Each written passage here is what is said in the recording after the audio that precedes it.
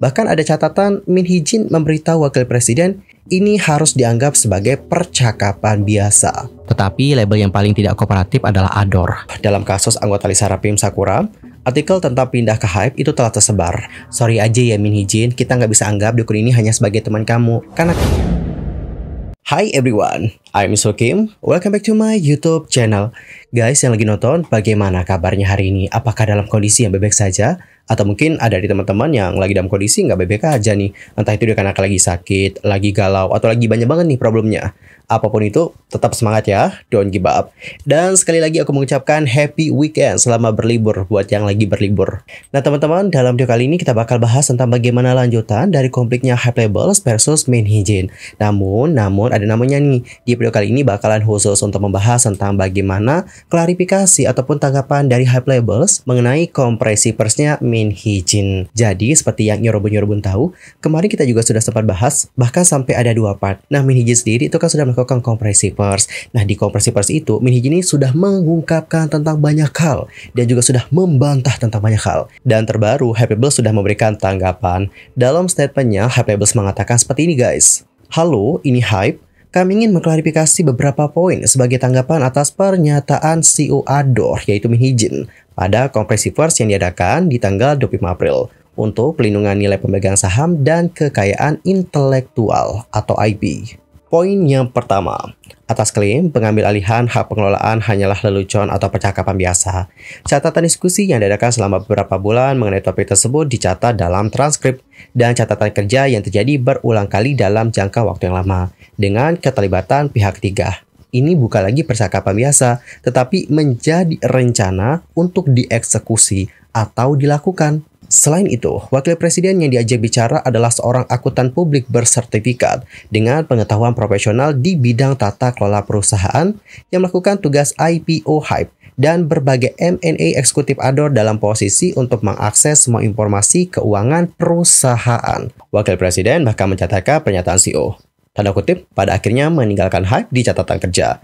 Hal ini nggak dapat dianggap sebagai lelucon ketika beberapa dokumen telah menghitung jumlah yang dapat diperoleh dengan melaksanakan opsi jual. Secara spesifik menyatakan waktu tindakan dan menyebutkan istilah-istilah seperti tuntutan hukum, pelanggaran, investor, dan pertarungan opini publik telah ditemukan.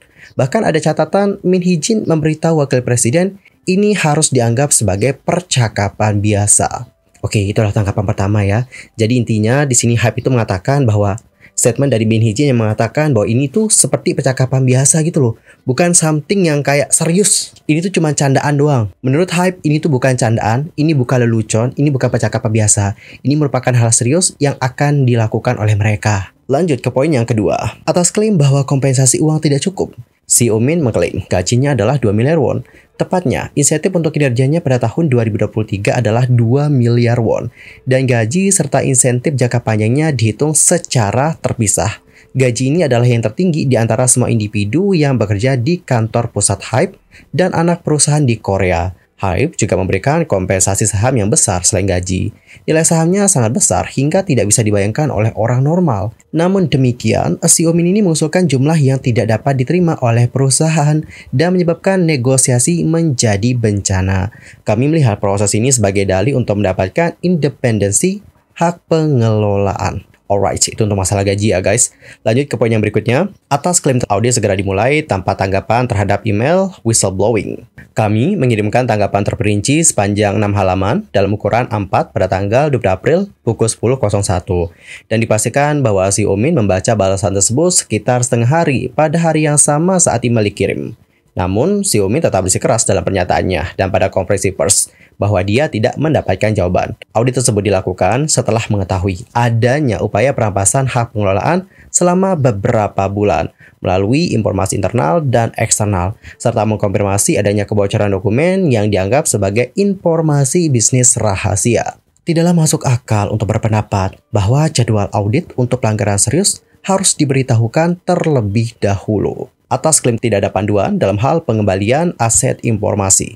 Sebagai bagian dari proses audit, kami mengunjungi kediaman dan studio Min Hee-jin yang terletak di distrik Mapo, Seoul, untuk mengambil aset informasi pada tanggal 20 April pukul 10.00.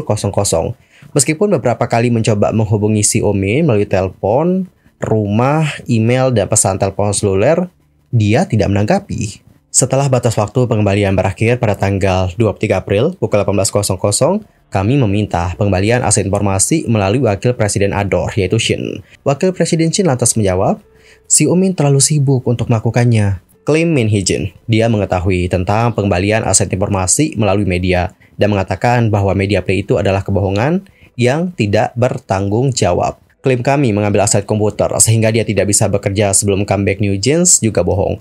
Segera setelah kami mendapatkan laptop yang dikembalikan, kami menyediakan laptop baru dan mengizinkan pengunduhan semua data sebelumnya agar pekerjaan tidak terganggu. Pihak yang diaudit lainnya juga sedang mengerjakan perangkat baru yang kami sediakan kok. Lalu, atas klaim kami berjanji untuk mendebutkan New Jeans sebagai girl group pertama kami. Nah, ini adalah sebagian dari alasan. Kami telah menjawab secara rinci dalam email yang dikirim ke Si Omin pada tanggal 22 April. Kami menduga alasan mengapa Si O mengklaim dia tidak melakukannya menerima email karena dia tidak dapat membuat klaim yang provokatif dan salah jika dia telah membaca email tersebut.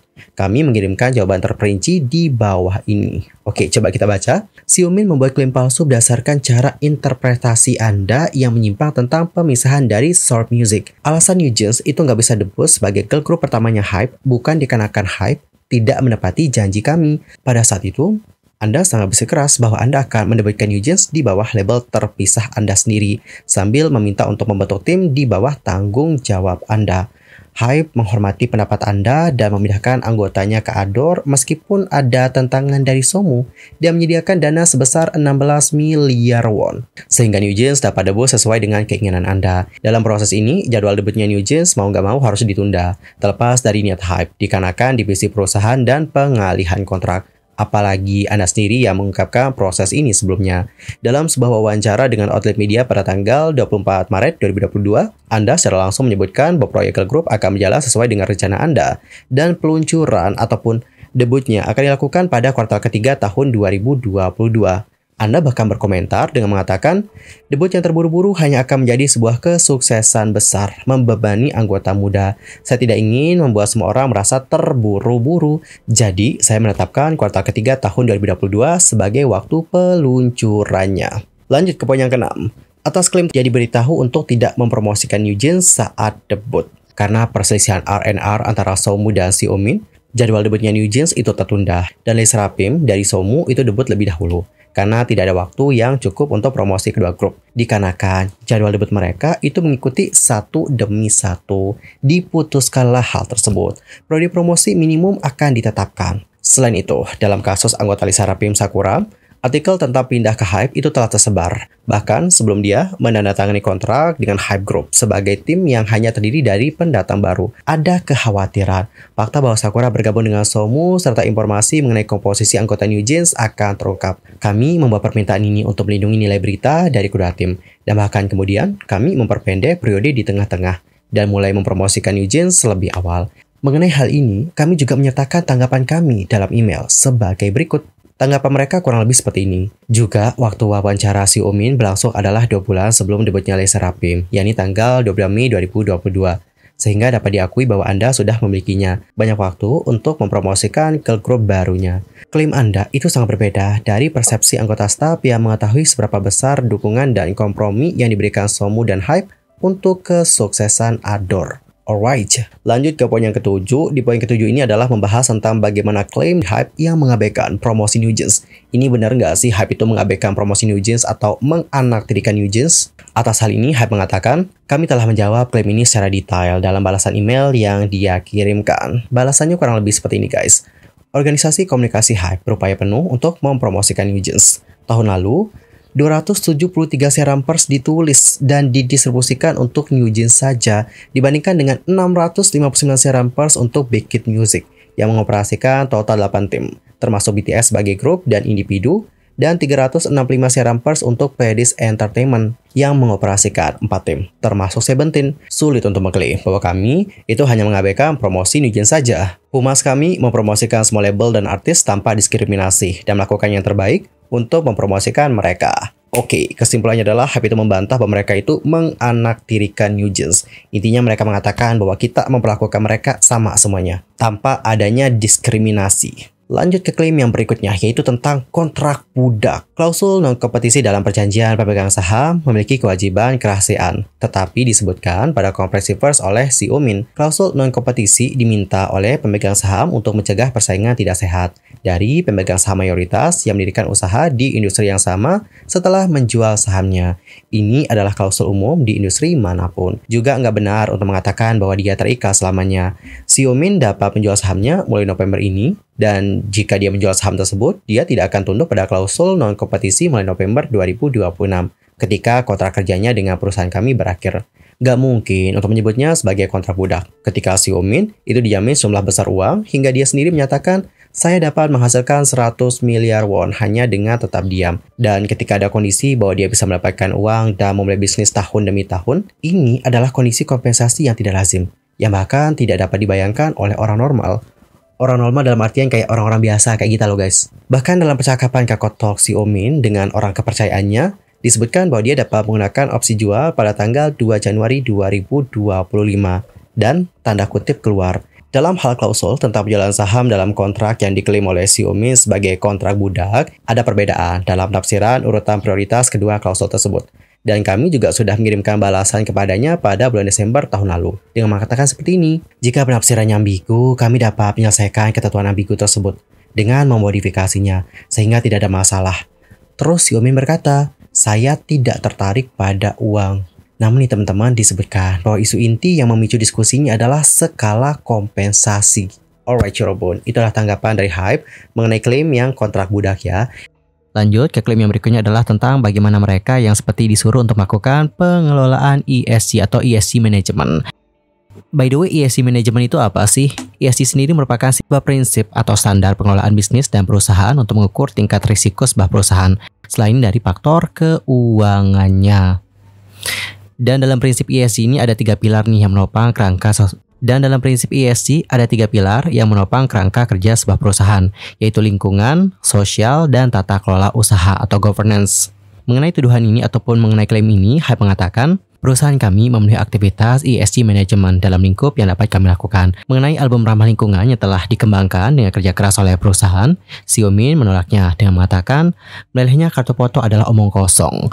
Adapun perusahaan itu harus menginvestasikan banyak tenaga kerja dan biaya untuk mengubah bahan plastik album digital menjadi kertas dan mengubah kotak album dan kartu foto menjadi bahan ramah lingkungan yang dapat terurai secara hayati.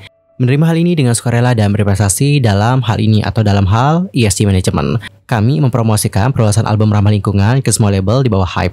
Tetapi label yang paling tidak kooperatif adalah Adore, yang diketahui oleh anggota staf internal. Lanjut ke klaim yang berikutnya adalah tentang klaim yang nggak ada upaya untuk melakukan percakapan. Nah kemarin kan untuk ke Min Hee-jin itu sempat ditanya, ada upaya nggak melakukan percakapan dengan ini, dengan itu. Menanggapi hal ini, Hype mengatakan, Hype terus-menerus kok berdiskusi dengan CEO Min mengenai perubahan perjanjian pemegang saham. Namun, diskusi tersebut terhenti ketika pertanyaan CEO Min yang diklaim sebagai whistleblowing sampai di Hype. Meski demikian, Hype dengan tulus kok menanggapi masalah yang diklaim oleh CEO Min sebagai whistleblowing. Namun, melalui audit itu dipastikan bahwa CEO Min diam-diam mengajak pengacara dan akuntan internal Hype untuk diajak berkonsultasi mengenai perubahan perjanjian pemegang saham dan mengangkat masalah dalam bentuk pelaporan pelanggaran selama negosiasi perjanjian pemegang saham sedang berlangsung. Dan dia menghubungi firma hukum dan investor institusi dan lain-lain untuk membahas pengambil alihan hak pengelolaan. Nah teman-teman, di poin yang berikutnya, Hype itu membahas tentang bagaimana klaim dari Min Hee-jin yang mengatakan bahwa dukun ini hanyalah temannya. Dan di konferensi pers itu dia juga mengatakan, apakah aku nggak boleh ya punya teman yang seorang dukun? Nah menanggapi tentang bagaimana statement dari Min Hee-jin ini, Hype mengatakan, orang luar yang terlibat secara mendalam dalam manajemen secara keseluruhan itu nggak dapat dipandang hanya sebagai seorang teman. Dalam percakapan antara Min Hee-jin dan juga dukun nih, jumlah opsi saham eksekutif yang dirahasiakan beserta struktur pengambil alihan manajemen, termasuk nama calon investor dan persentase kepemilikan saham masing-masing investor, telah dipertukarkan. Keputusan tentang masalah pengelolaan diambil berdasarkan usulan dukun. Kita tidak bisa menganggap lawan bicara seperti ini hanya sekedar kenalan atau hanya sekedar teman. Perusahaan menganggap serius bahwa informasi penting perusahaan dibagikan tanpa pandang bulu kepada pihak luar yang terlibat dalam pengambilan keputusan dan bahwa dia juga telah menerima permintaan perekrutan. Kesimpulannya adalah, Hype itu mengatakan, sorry aja ya Min Hee-jin, kita nggak bisa anggap dukun ini hanya sebagai teman kamu. Karena kalau sekedar kenalan atau sekedar teman, itu tidak akan melakukan hal-hal seperti yang sudah disebutkan tadi. Begitu ya Robun. Next ke poin yang berikutnya adalah tentang kenapa sih saat periode comeback Nah, menanggapi bagaimana klaim dari hype yang tidak menghargai ini, mereka mengatakan seperti ini guys. Pihak CEO NewJeans yaitu Min adalah pihak yang mulai menyerang perusahaan melalui email sekitar waktu kembalinya NewJeans atau waktu comebacknya NewJeans. Catatan yang diperoleh melalui forensik termasuk instruksi dari CEO Min sejak bulan April untuk mempersiapkan pertarungan opini publik, serta catatan pembuatan keributan untuk penyiksa perusahaan. Kami mempertanyakan, apakah mereka berpikir perusahaan akan menerima permintaan kompensasi yang gak masuk akal jika mereka menekan perusahaan pada saat itu? Pihak CEO Min adalah pihak yang sebenarnya mengancam perusahaan dengan menggunakan artis sebagai sandera. Jika permintaan kompensasi diterima, itu bagus. Dan jika tidak, mereka berniat menggunakannya sebagai dalih untuk mengakhiri hubungan. Selama bertahun-tahun, perusahaan kami mengakomodasi dan berkompromi dengan permintaan berulang kali dari CEO Min. Namun, kali ini kami menyadari bahwa permintaan tersebut adalah bagian dari apa yang disebut sebagai proses pembangunan untuk mengambil alih manajemen. Dan kami itu nggak punya pilihan, selain mengadakan audit untuk melindungi nilai multi-label kapanpun waktunya. Alasan kami memintanya untuk tidak menyebutkan artis tersebut dalam konferensi pers dan wawancara adalah dikarenakan kami khawatir dengan nilai artis tersebut. Oke teman-teman, seperti itulah bagaimana statement dari Hype Labels yang menanggapi bagaimana konferensi persnya Min Hee-jin. Dan setelah mendengarkan bagaimana tanggapan dari Hype Labels yang sudah menanggapi banyak hal, bagaimana nih pendapat kalian? Antar komennya di kolom komentar.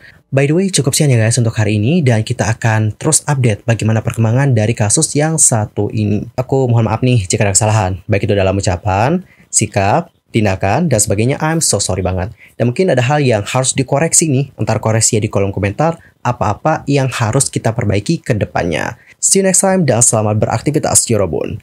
Goodbye and happy weekend.